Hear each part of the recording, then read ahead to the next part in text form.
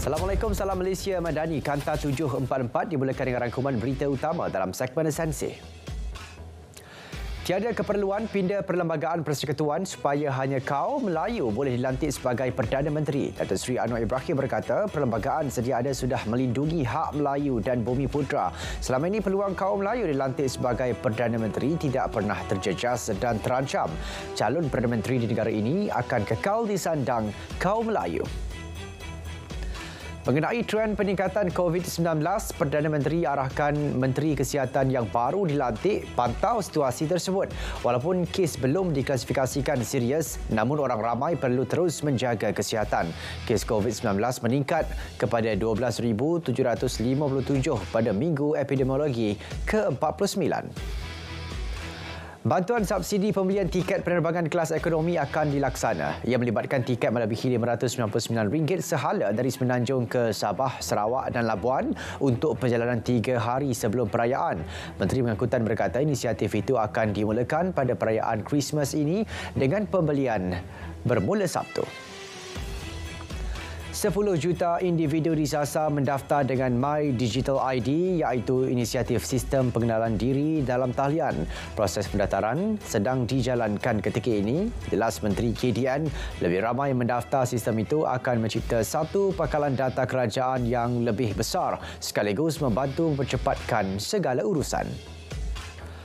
Dalam pada itu, dua lagi Baitul Mahabbah atau penempatan khas sementara kanak-kanak warga asing seliaan Jabatan Imigresen bakal diwujudkan tahun depan. KDN berkata lokasinya di Depo Imigresen sedia ada di Miri Sarawak dan Tanah Merah Kelantan.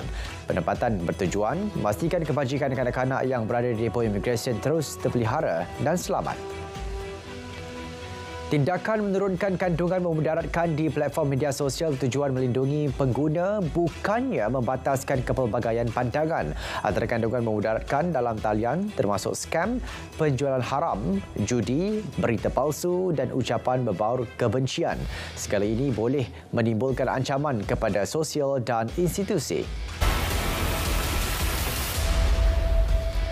Pegawai kanan polis IPK Kedah ditahan susulan kemalangan mengorbankan pelajar tingkatan 5 di Taman Jati Ipoh. Mangsa Muhammad Zuharif Afendi Muhammad Zamri maut di tempat kejadian selepas motosikal yang ditunggangnya dilanggar kereta dipercayai dipandu pegawai terbabit.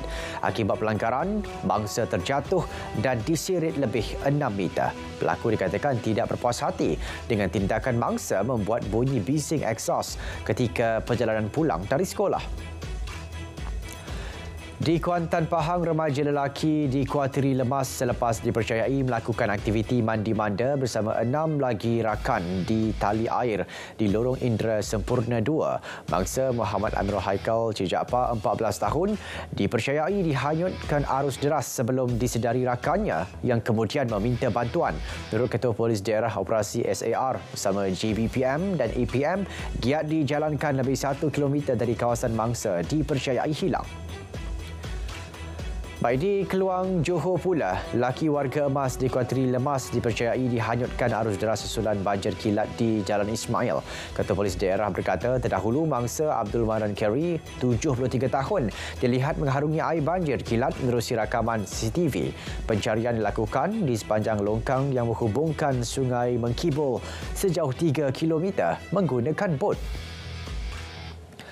Jenazah 3 beranak yang maut selepas kenderaan dinaiki bertembung trailer di Jalan Lipis Benta Pahang selamat dikebumikan di Tanah Perkuburan Islam, Pintu Gerbang Tawang, Kelantan. Jenazah ibu dan 2 anak ini dikebumikan dalam satu liang lahat. Kejadian pada awal pagi Jumaat menyaksikan kereta yang dipandu mangsa dalam perjalanan dari Kuala Lumpur ke Kelantan.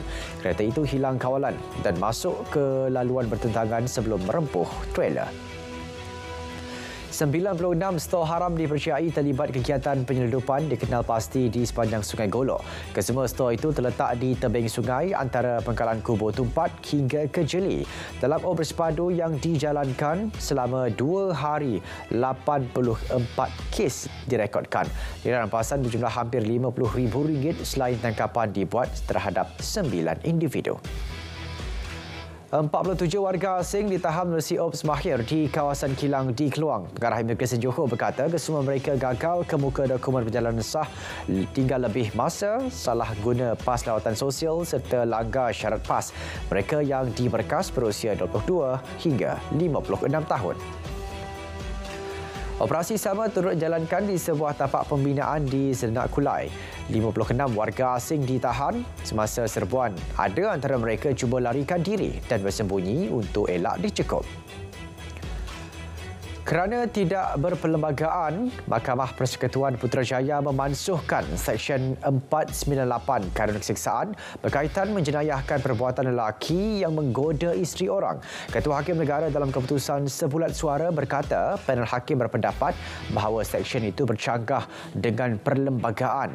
Ia mendiskriminasi secara tidak sah hanya atas alasan jantina yang bertentangan dengan perkara 8/2 Perlembagaan Persekutuan. Penganggur dihadapkan ke Mahkamah Majistret Kuala Lumpur atas pertuduhan membunuh ibu bapanya. Bagaimanapun tiada pengakuan direkodkan daripada tertuduh kerana kes bunuh bawah bidang kuasa Mahkamah Tinggi. Mengikut kedua-dua pertuduhan, tertuduh didakwa mengakukan perbuatan itu di sebuah rumah di Kampung Sungai Penchala 9 Disember lalu. Sementara itu, di Mahkamah Session Butterworth, lelaki mengaku tidak bersalah atas pertuduhan merompak beg warga Filipina. Mengikut pertuduhan, tertuduh didakwa melakukan perbuatan itu di lengkok Taman Perindustrian IKS Sempang 4 Nibong Tebau pada 29 November lalu.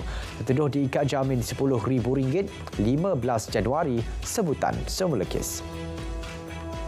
Pengusaha kilang tanpa kebenaran di Selangor digesa segera laksana proses pemutihan untuk elak tindakan rampasan tanah. Menurut Esko, tindakan itu bagi tujuan mendidik pengusaha berkenaan supaya mengikut undang-undang pihak berkuasa tempatan. Sekiranya tanah dirampas, pemilik perlu membayar premium tanah yang ditetapkan kerajaan negeri. Susulan pencerobohan portal rasmi Halal Malaysia, pasukan teknikal ICT JAKIM telah menjalankan siasatan dan menyediakan laporan menyeluruh berhubung perkara tersebut. Ketua Pengarah JAKIM menyatakan turut dicadang langkah proaktif ke arah meningkatkan ciri keselamatan portal supaya isu sama tidak berulang. 382 pasukan termasuk 154 bagi perubatan yang memberi rawatan disediakan Jabatan Kesihatan Pahang di PPS pada musim tengkujuh kali ini. Jelas pengarahnya, angka itu turut meliputi 132 pasukan kesihatan yang bertanggungjawab melakukan aktiviti pencegahan, pemantauan, kawalan penyakit dan pemeriksaan persekitaran PPS. Masyarakat diminta tidak halang tugas anggota kesihatan cegah pembiakan nyamuk Aedes. Tegas Pengarah Kesihatan Melaka, menghalang tugas penyewa awam boleh menyebabkan individu terbabit dikenakan tindakan di bawah Seksyen 186 Kanun Keseksaan. Sehingga Minggu Epidemiologi ke-49, kes denggi di Melaka melonjak 88% kepada 1,115 kes. Hampir RM8 bilion peruntukan di Labur Tekun Nasional bagi memberi pinjaman kepada hampir 600,000 usahawan sejak ditubuhkan. Menurut timbalan pengerusinya, usahawan kecil Bumiputra dibantu menjalankan atau mengembangkan perniagaan mereka. Tahun depan, RM1.2 bilion pinjaman diperuntuk. Sementara itu, 5 rumah bina baru menerusi PPRT diluluskan Kementerian Kemajuan Desa dan Wilayah tahun ini di Labuan. Selain itu, 25 rumah turut dapat kelulusan untuk dibaik pulih. Kos pembinaan rumah antara di Semenanjung berbeza di Borneo termasuk Labuan dan harga kos bahan mentah yang tinggi. Gangguan berkelana air selama 4 hari di seluruh Pulau Pinang pada Januari ini tidak akan menjejaskan industri pelancongan negeri itu dengan ketara. Jelas Exco, gangguan air secara berjadual bermula 10 hingga 14 Januari berlaku di luar musim puncak cuti sekolah dan musim perayaan. Pihak hotel juga telah dimaklumkan agar langkah kontingensi diambil. Peranan Institut Integriti Malaysia terus diperkukuh sebagai organisasi mengurus agenda pembudayaan integriti masyarakat. Kerjasama dengan pelbagai pihak giat dilaksana. Antara pendekatan digunakan ialah pendidikan, advokasi dan latihan berterusan supaya nilai integriti lebih mudah dijiwai. Peperiksaan SPM yang berlangsung pada 20 Februari 2024 tidak ditangguh walaupun tarikh berkenaan merupakan cuti umum di Melaka. Esko Negeri berharap calon dan petugas tidak keliru. 20 Februari diwartakan sebagai tarikh cuti umum baru di Melaka bagi memperingati Hari Pengisytiharan Tarikh Kemerdekaan Negara. Malaysia dan Jepun bakal menaik taraf hubungan bilateral kepada perkongsian komprehensif strategik. Perkara itu akan dimeterai Datuk Seri Anwar Ibrahim dengan rakan sejawatan Fumio Kishida di Tokyo. Duta Besar Malaysia ke Jepun berkata lawatan kerja 5 hari ini akan buka ruang kerjasama lebih besar dalam bidang baharu. Antara isu yang menjangka menjadi fokus dalam kenyataan bersama pemimpin ASEAN Jepun melibatkan isu perubahan iklim pasca persidangan COP28 dan Palestin. Projek ECRL akan jadi kemudahan seumpama pertama yang menghubungkan pantai timur dan pantai barat semenanjung Malaysia dan apabila siap sepenuhnya sekaligus meningkatkan kesaling hubungan sepanjang laluan. Kementerian Luar China menyatakan ini antara projek infrastruktur pengangkutan tunggal terbesar yang dikendalikan syarikat China di luar negara. Projek itu kini berjalan lancar dan telah separuh siap. Malaysia menduduki tempat pertama daripada 12 pasaran bagi kualiti juru audit dan pegawai selia audit. Pencapaian itu hasil penilaian tadbir urus korporat Dwi tahunan ke-11 oleh Persatuan Tadbir Urus Korporat Asia. Suruhanjaya Sekuriti Malaysia berkata ini merupakan kategori prestasi terbaik negara diikuti kekuatan peraturan tadbir urus korporat. Struktur cukai untuk kenderaan elektrik EV dijangka diumum tahun depan. Kementerian Pengangkutan masih memperhalusi draft struktur cukai tersebut bagi memastikan ia tidak bebankan pengguna jika dilaksana. Struktur cukai jalan atau lesen kenderaan motor untuk EV yang lebih kompetitif akan diumum sebagai usaha galakan penggunaan kenderaan tersebut. Jumlah penawaran dan penggunaan Malaysia meningkat 13.2% tahun ke tahun kepada 4.6 trilion ringgit pada tahun 2021. Ketua Perangkawan berkata ia mencerminkan keupayaan negara hadapi cabaran ekonomi berterusan. Pertumbuhan 2 digit itu menunjukkan pemulihan beransur-ansur akibat pandemik COVID-19 setelah pembukaan semula ekonomi. Fasa pertama projek Bandar Pertahanan Lipis dan Tahanan Lipis Pahang telah siap dan dijangka dirasmikan Yang di-Pertuan Agong pada 18 Februari nanti.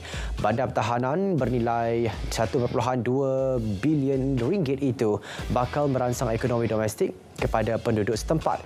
Projek tersebut dibina di kawasan seluas 80 hektar di Kechau. Selepas ditekan lebih 3 bulan, Israel meneruskan penghantaran bantuan sementara ke Gaza melalui lintasan sepadan Kerem Salom. Bagaimanapun, hanya bantuan kemanusiaan yang tiba dari Mesir akan dipindahkan ke semenanjung Gaza dengan cara ini. Tentera Israel menggugurkan risalah di selatan Lebanon memberi amaran kepada penduduk supaya tidak membantu pejuang Hizbullah. Sejak 8 Oktober, sehari selepas perang Israel-Hamas bermula, sepadan antara Lebanon dan Israel telah menyaksikan pertempuran maut terutamanya antara tentera Israel dan gerakan Hizbullah yang disokong Iran. Perang berkenaan sebagai tindakan menyokong Hamas. MAS, salah satu syarikat perkapalan terbesar dunia, menangguhkan kapalnya melalui Selat Laut Merah berikutan serangan memberontak Yaman ke atas kapal dagang. MAS pada Khamis berkata kapalnya, MAS Gibraltar, disasarkan peluru berpandu semasa dalam perjalanan dari Selat Oman ke Jeddah, Arab Saudi. Bagaimanapun, kesemua anak kapal dan kapal dilaporkan selamat. Pemberontak Houthi Yaman yang disokong Iran mengaku bertanggungjawab. Sementara itu, Menteri Luar Jerman mengutuk serangan pemberontak Houthi Yaman di Laut Merah selepas kapal milik negara itu jadi sasaran. Syarikat pengangkutan Hapag-Lloyd telah menggantung semua aktiviti Laut Merah hingga Isnin ini. Pemberontak telah berikrar untuk menyerang mana-mana kapal di sepanjang selat yang mereka percaya akan menuju ke Israel. Saudara, dari Kanta 744 berakhir di sini. Dari sungai ke segara, Palestin pasti merdeka. Assalamualaikum, salam Malaysia Madani, tekad perpaduan penuhi harapan.